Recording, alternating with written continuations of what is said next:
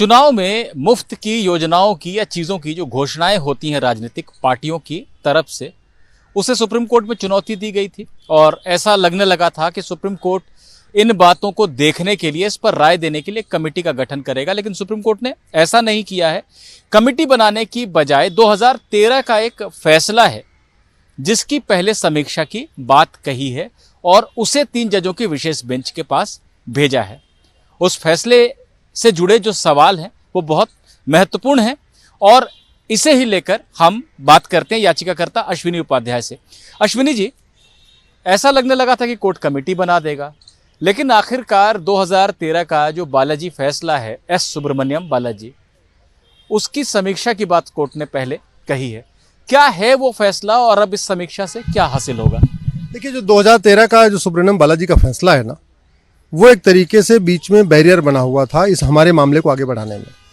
वो एक तरीके से चीज़ों को डिसाइड नहीं करने दे रहा था। वो 2013 का फैसला ये कहता है कि कैंडिडेट के द्वारा इलेक्शन के पहले घर घर जाके साड़ी बांटना, 2000 रुपये कैश बांटना, मिठाई का डब्बा बांटना, शराब की बोतल बांटना, ये तो करप्ट प्रैक्टिस है। लेकिन यही काम अगर पॉलिटिकल पार्टी अपने मैनिफेस्टो में लिख दे कि भाई ठीक है, हम चुनाव जीतने के बाद आपको 500 रुपये देंगे, 2000 रुपये देंगे, साड़ी देंगे, कलर टीवी देंगे, वॉशिंग मशीन देंगे, फ्रिज देंगे, लैपटॉप देंगे, स्मार्टफोन देंगे, जो पॉलिटिकल पार्टियां आजकल दे रही हैं, अब तो स्कूटी तक मामला पहुंच गया है, वो करप्ट प्रैक्टिस नहीं कहलाएगा। जबकि इफेक्ट दोनों का एक ही है। कैंडिडेट जाके घर घर 2-2 हज़ार रुपये बांटे या पॉलिटिकल पार्टी अपने मैनिफेस्टो में कह दे चुनाव जीतने के बाद 2-2 हज़ार रुपये देंगे, इफेक्ट दोनों का एक ही है। और उस फैसले में यह भी कहा गया था कि जो डायरेक्टिव प्रिंसिपल है, यानी सरकार को जन कल्याण करना चाहिए, ऐसी जो घोषणाएं कोई राजनीतिक पार्टी करती है कि सरकार बनेगी तो हम ऐसी ऐसी चीज कर देंगे, ये डायरेक्टिव प्रिंसिपल्स के अकॉर्डिंग है। यानी एक तरह से सुप्रीम कोर्ट ने मान्यता भी दे दी थी उस फैसले में। सुप्रीम कोर्ट ने उसमें यह कह दिया कि जो बातें मैनिफेस्टो में लिखी जा रही हैं डायरेक्टिव प्रिंसिपल का पार्ट है, लेकिन सुप्रीम कोर्ट ने उस फैसले में ये काम नहीं किया कि वेलफेयर स्कीम क्या है और फ्रीबीज क्या है, उसको डिफाइन नहीं किया। तो वो काम भी छूटा हुआ था।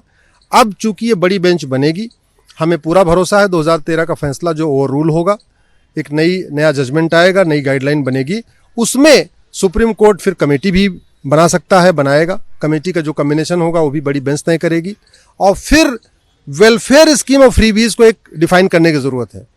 सरकार पार्लियामेंट में कानून लाकर उसको डिफाइन कर सकती है, सुप्रीम कोर्ट अपनी पावर को यूज करके डिफाइन कर सकता है। हमारा यह कहना है वेलफेयर स्कीम फ्रीबीज को डिफाइन करना कोई रॉकेट साइंस नहीं है। कॉन्स्टिट्यूशन में फंडामेंटल राइट साफ साफ लिखा हुआ है, डायरेक्टिव प्रिंसिपल साफ साफ लिखा हुआ है। जो स्कीम फंडामेंटल राइट को प्रोटेक्ट करने के लिए लागू की जाती है वो वेलफेयर है। जो स्कीम डायरेक्टिव प्रिंसिपल को इंप्लीमेंट करने के लिए लागू की जाती है वो वेलफेयर स्कीम है।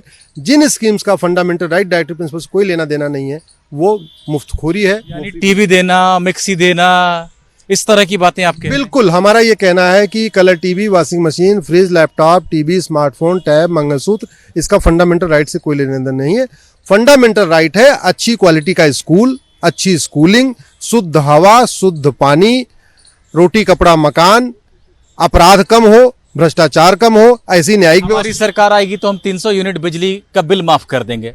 ये फ्रीबीज है आपकी नजर में या जन कल्याण? मेरी नजर में चूंकि सरकार के पास पैसा ही नहीं है, 80 लाख करोड़ 70 लाख करोड़ राज्यों के ऊपर कर्जा है, 80 लाख करोड़ केंद्र के ऊपर कर्जा है, यानी भारत के ऊपर 150 लाख करोड़ का कर्जा है। तो राज्यों की फर्स्ट प्रायोरिटी होनी चाहिए 24 घंटे बिजली देना, मुफ्त बिजली नहीं।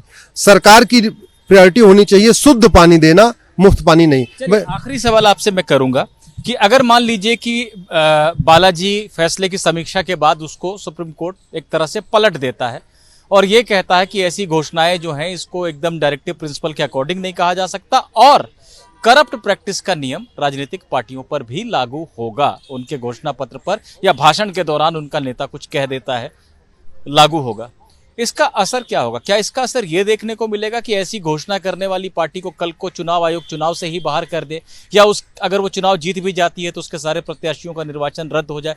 इस हद तक स्थिति बन सकती है कल को? बिल्कुल, चूंकि उस जो 2013 का जजमेंट है उसने इलेक्शन कमीशन का भी हाथ पैर बांधा हुआ है। इलेक्शन कमीशन को फ्री होकर काम नहीं करने दे रहा है। इलेक्शन कमीशन मैनिफेस्टो कंट्रोल नहीं कर पा रहा है।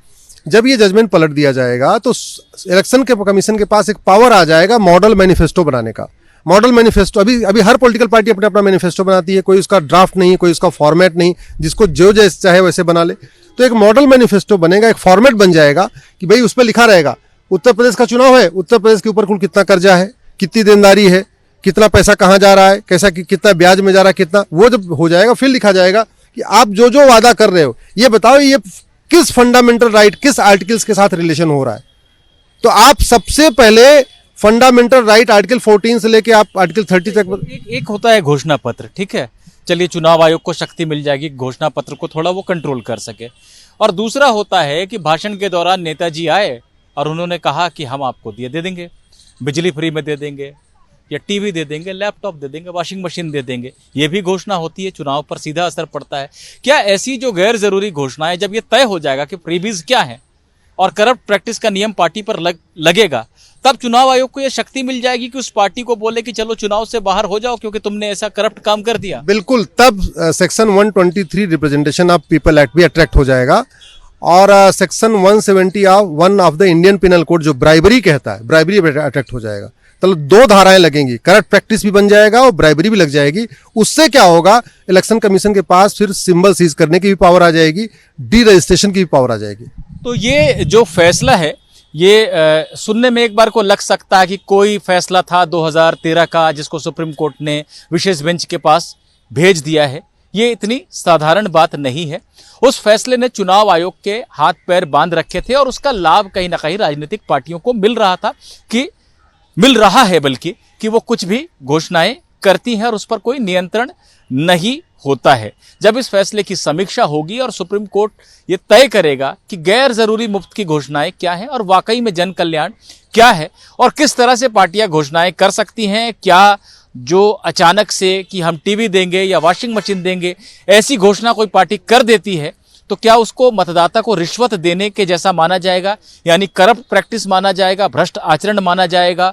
रिप्रेजेंटेशन ऑफ पीपल्स एक्ट की धारा 123 के तहत अगर ऐसा माना जाएगा तो चुनाव आयोग को बहुत सारी शक्तियां मिल जाएंगी कि उस पार्टी को ही चुनाव से बाहर कर दे या फिर उस पार्टी की मान्यता रद्द कर दे, उसको जो चुनाव चिन्ह आवंटित किया गया है उसे जब्त कर ले।